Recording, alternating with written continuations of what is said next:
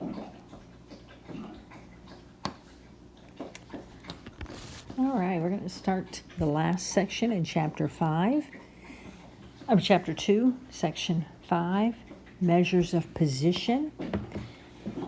And we're going to look at some ways we can define data using position.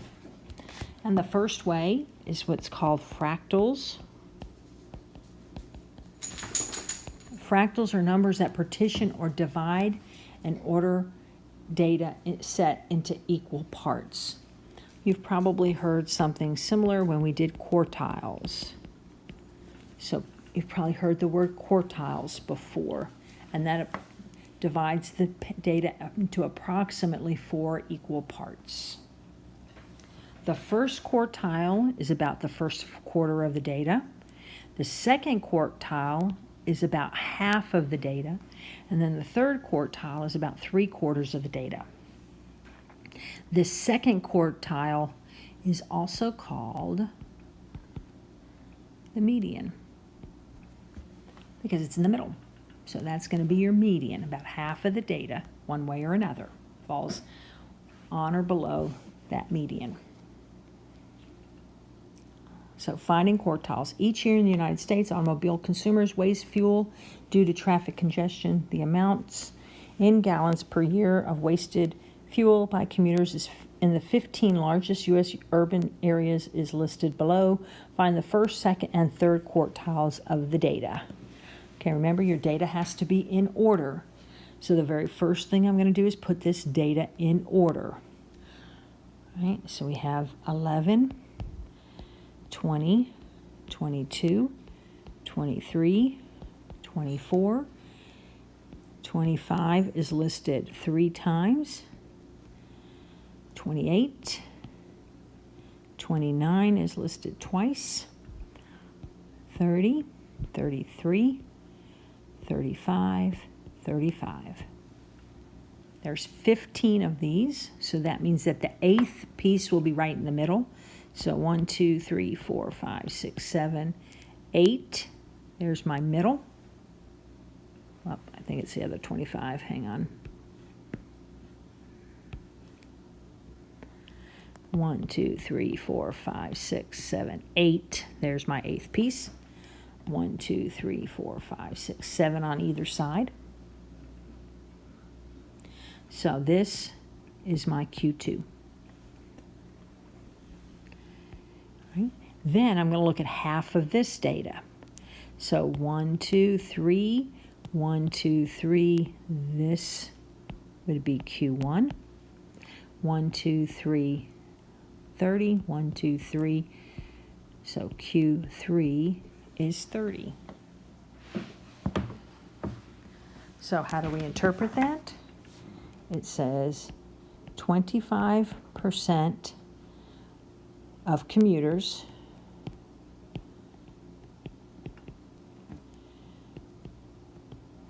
waste 23 gallons or less. 50% of the commuters waste 25 gallons or less.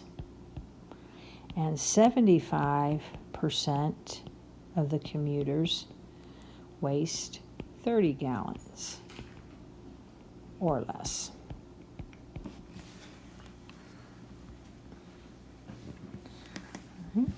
We can also use technology to find these quartiles. If you remember back when we did the one variable statistics to find the standard deviation, there was more stuff underneath there that we didn't necessarily talk about. So we're going to do very much the same thing. We're going to do stat, edit, and then we're going to enter the data into list 1. Then I'm going to hit stat, calculate number 1, which is one variable statistics. Okay. When I do that, I also have to make sure that I scroll down. So if I look at my calculator, remember your calculator is also where it was last left. So if I go back then to Stat, Edit, I don't need all of this data because that's what I had before.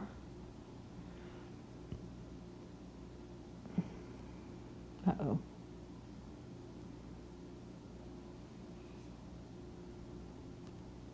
Okay, there's list 1. Remember, we clear the data out of list 1. We do not delete data, but we clear it. Hit enter. And now I'm going to enter the data that we had.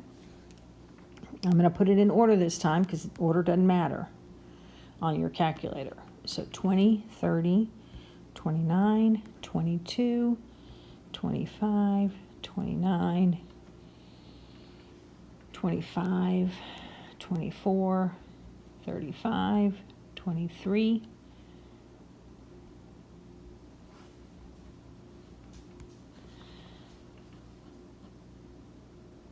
25, 11, 33, 28, and 35. And there are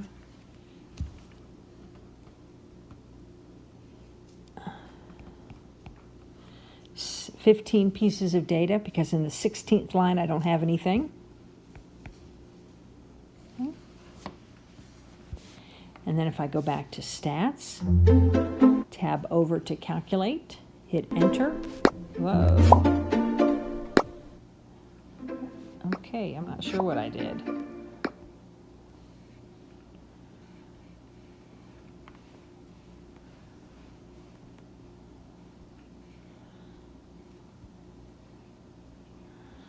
So hit 1, variable statistics. So let's show that again. Stat, go over to Calculate. Number 1 is pink. Hit Enter. Hit Enter again. And see on my screen, I don't see anything. On yours, you're probably going to see that first. There are 15 pieces of data, so that's important. But what's important now for me is min X, Q1, median, Q3, and max X.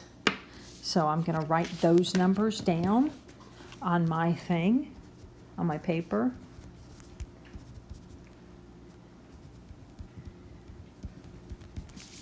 So if I go back,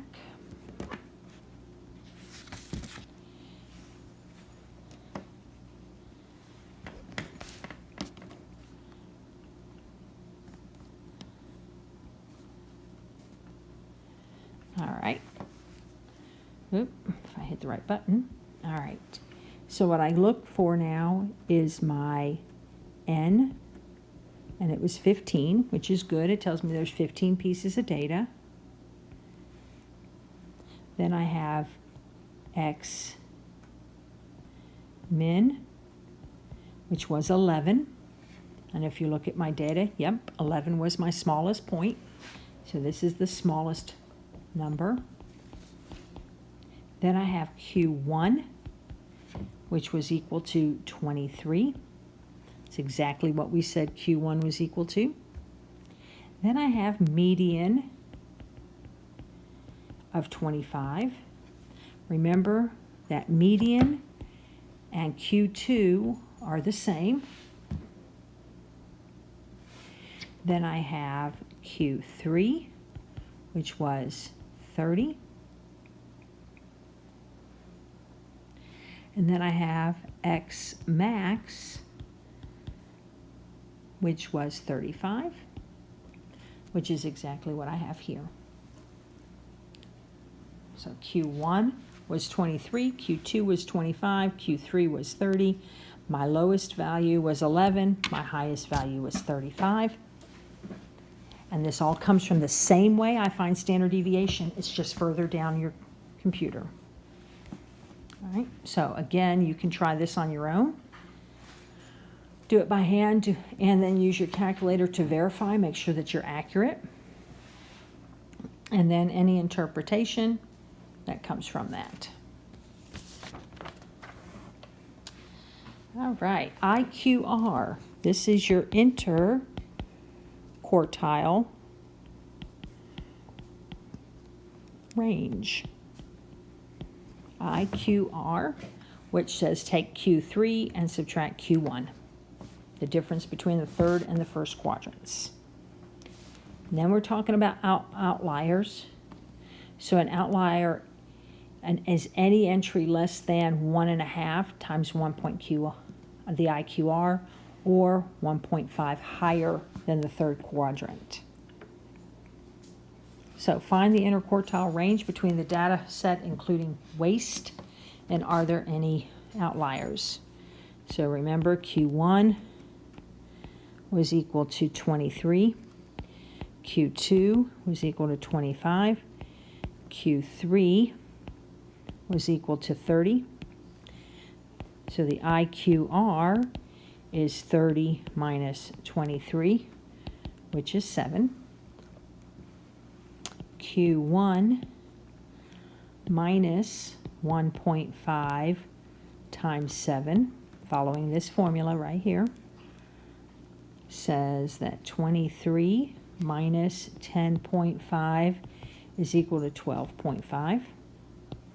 And if I take Q3 and I add 1.5 times the IQR, I would have 30 plus the 10.5, which is equal to 40.5.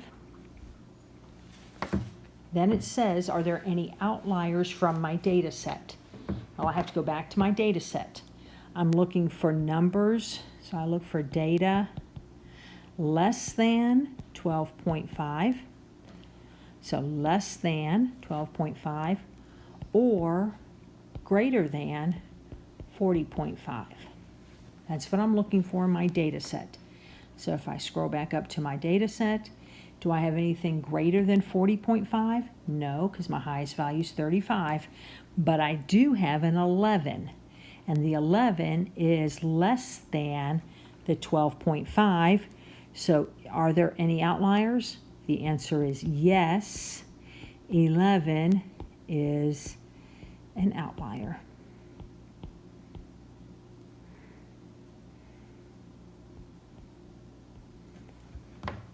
Anything less than the 12.5 in this case.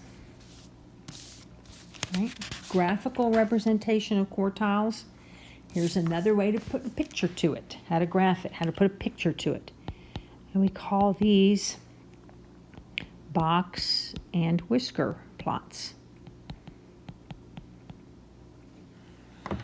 Box and whisker. This requires 5 numbers. The minimum, Q1, Q2, Q3, and the max. So the minimum was that X min on your calculator. X max was your maximum. Remember, Q2 is also the median. So for our box and whisker, we need to know that my minimum, we said, was 11. Q1 was 23. Q2 was 25. Q3 is 30. And the maximum is 35. So on a number line, I have to have all of my numbers listed. Okay. 5, 10, 15, 20, 25, 30, 35, 40, 45. Okay. I'm going to start with the middle number, the median. I'm going to put a dot. At 23, I'm going to put a dot. At 30, I'm going to put a dot. And that's going to form my box. So this is the box around my data. around my Q's. So this is Q1, Q2, and Q3. So the box is around the quartiles. Then I draw the whiskers. Whiskers are going to go from Q3 to the highest value, which is 35. And I'm going to put my dot. And then 11 is going to be my other whisker. So this will be 11. This will be 35. This is 30. This is 25. And that's 23. And it's a box with whiskers on the end of it. Hence, a box and whisker plot. Remember, you should have title on all of your graphs. So this will be gallons of fuel wasted. All right, and then you're going to draw a box and whisker plot for the one that you've been working on regarding tuition.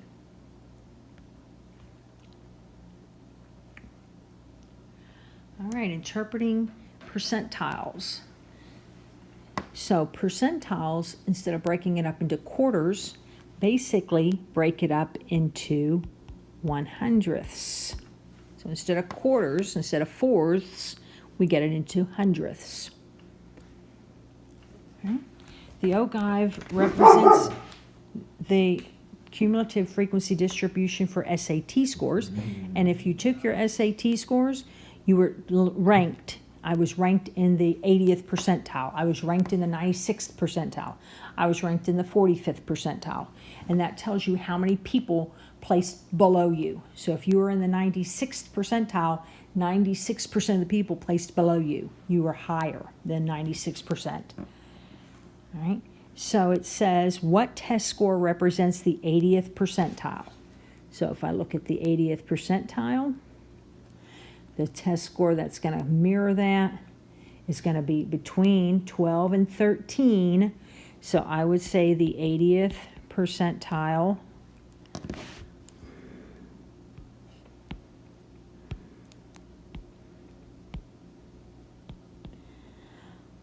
is around 1250. So an SAT score is around the 80th percentile if it's 1250. So if you scored if you scored 1500, and my line were straight, which it should be, then it's going to be roughly right in there. Pretty close to the 100th percentile. All right. To find percentile that corresponds to a specific data point, you can also look for the percentile. You can take the number of data entries less than that, divided by the total number of entries, and multiply it by 100. That's great if you have specific numbers, but for the data set that we have, oftentimes you're not going to have everything you need other than like a picture. All right. So my next question does exactly what I just did. I probably should have used that example where it was an SAT score to represent 1050. So if I'm looking at 1050, it's going to be halfway right in here. So I'm going to try to draw as straight a line as I can. And it looks like a score of 1050 is probably about the 45th percentile. All right, so you try those.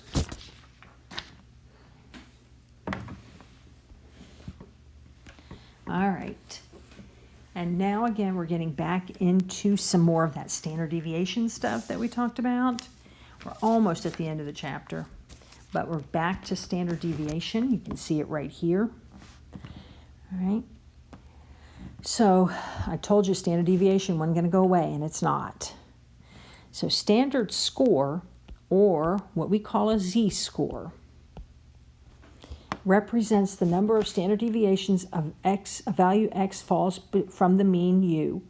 To find the z-score or z value, you're going to use the following formula. So basically what we're going to do is we're going to take the value we're looking for, we're going to subtract the mean, and we're going to divide by the standard deviation so that we can get a z-score that gets us close to what we're looking for. So z-scores, if the z-score is negative, then the corresponding x value is less than the mean. So negative does happen this time, and that'll be less than the mean. So a positive z-score will be to the right of the mean, or greater than.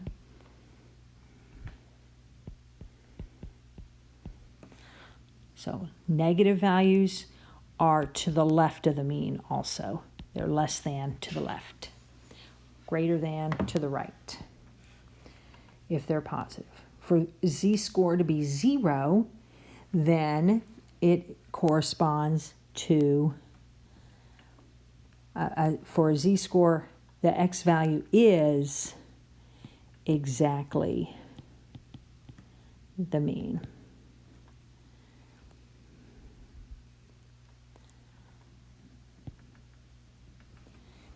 All right. And then a z-score can be used to identify an unusual value of the data set. If the data set is, again, we're going back to the fact that it needs to be approximately bell-shaped. So bell-shaped and z-scores and standard deviation and things to the right and to the left of the mean and standard deviation, all of that is related. All right. If that's the case, and again, we can get approximately bell curved, then we're back to being able to use this empirical rule. And it says that 95% of the data flies within 2 standard deviations of the mean. So again, we're back to usual, unusual, and very unusual scores. Anything that is plus or minus 2 standard deviations, that's your usual scores. And remember, 2 standard deviations is 95% of the population. That's why it's usual. Right? Unusual would be the ones that fall 3 standard deviations. So anybody in this value or this value would be considered unusual. Anybody in this value or this value is unusual. And then anybody in this red area, which I know I just used the same color pen, but anybody in the red area between -3 and +3 standard deviations either way is very unusual.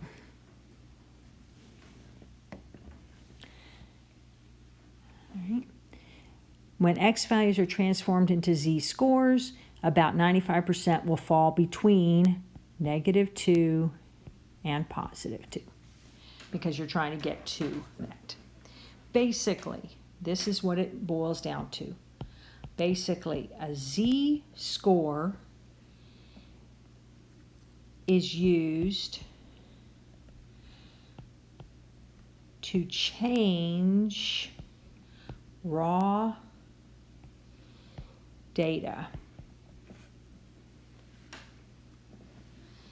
into a standard deviation that is commonly discussed.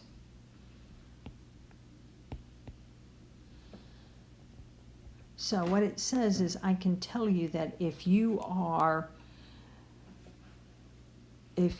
unusually tall, then you are probably 2 or 3 standard deviations away from the mean. I don't have to know what the mean is, and I don't have to know how tall you are. I just know that if you are extremely tall, that's where you're going to fall. So it's going to take your height and it's going to whittle it down now to a z-score rather than a height score. All right, so let's talk about what that means. It says The table below shows the mean heights and standard deviations for a population of men and women. Compare the z-scores for a 6-foot-tall man and a 6-foot-tall woman. Interpret the results. All right, so what I want to know is how close to the mean in standard deviations are you? All right, so instead of having to draw the bell curve like we did last time, adding and subtracting the standard deviation, so x bar minus 1 standard deviation, x bar plus 1 standard deviation, and instead of having to find and fill in all of my chart, I don't have to do that now. Now what I can do is just look at the data and see how it compares to a standard deviation that has a mean of 0, -1, and +1, and it takes out all of the heights and it puts it strictly in terms of -1, -2, -3, and so on and so on. +1, +2, +3. So my z-score, all right, is equal to x minus mu divided by my standard deviation. So for men, all right, remembering that 6 foot is equal to 72 inches. I need to know that because this is in inches. So for men, 72 minus 69.9, because that's your mu, over my standard deviation of 3, gives me 2.1 divided by 3, which is equal to 0.7. So a 6-foot-tall man would fall right in here. That's where a 6-foot-tall man would fall. All right, how about for a woman? For a woman, I would take the same 72 inches, because we're still talking about a 6-foot-tall woman, and I'm going to subtract the 64.3, because that's the average woman's height, divide it by 2.6 for the standard deviation, and now I get, this is approximately 2.57. So a woman's height, 2.57, is right here.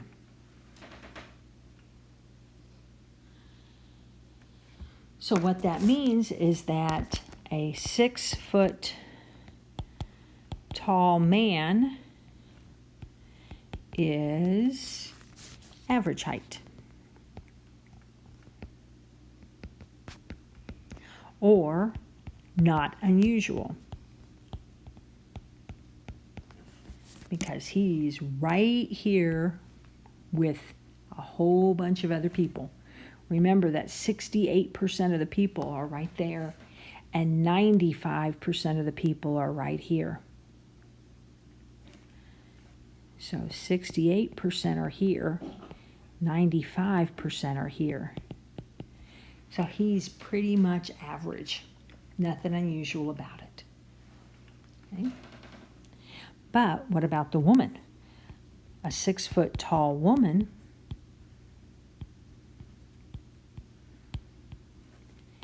is not normal. Now, normal's a strange word to use, so think about, instead of normal, more unusual. So a 6-foot-tall woman is unusual because her height is way over here. So 95% of the people plus a whole bunch more are much shorter than 6 foot. And so she is very unusual. All right. And we're going to do a whole lot more of that. It transforms real scores. This is the real data into an interpretation using standard deviations of -1, -2, -3, +1, +2, +3. So it's a lot easier to talk about people in terms of the scale of -1, -2, -3, 1, 2, and 3 than it is in actual height numbers. I don't know those actual height numbers. I don't know where these numbers fit right here and here and here. I don't know what those heights are. But with using a z-score, I don't have to know those heights. I'm going to change it from raw data, from real data, into a number between -3 and +3. Again, this is all new, so you've got to try some problems on your own. So see what happens when you talk about a 5 foot tall man versus a 5 foot tall woman, and then interpret those results. See how they pan out. Right? And that's going to end chapter 2, and it ends this section as well.